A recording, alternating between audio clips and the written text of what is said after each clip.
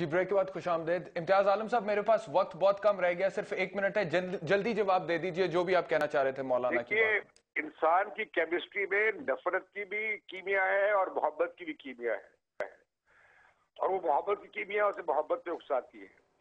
پھر آپ یہ دیکھیے سیکنڈری ڈرائیوز ہوتی ہیں اور ایک لمیٹڈ انرجی ہے جس کی وجہ سے انسان محبت کرتا ہے اور اپنی جن سے مخالف اور کس کی طرف راغب ہوتا ہے. یہ سب قدرتی بات ہے. تیسری بات یہ ہے کہ محبت کے جذبات کا تعلق آپ کی اسٹیٹکس کے ساتھ یا حصے لطافت کے ساتھ ہے، اور حصے لطافت سب میں ہوتی ہے.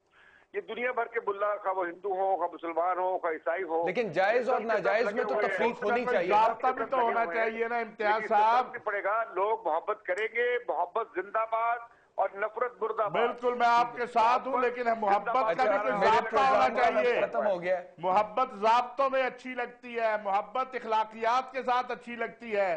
اگر کوئی ایک شخص جا کے ٹھیک ہے، بہت شکریہ مولانا طاہر اشرفی صاحب. امتیاز عالم صاحب رضا روم میں جوائن کیا تھا.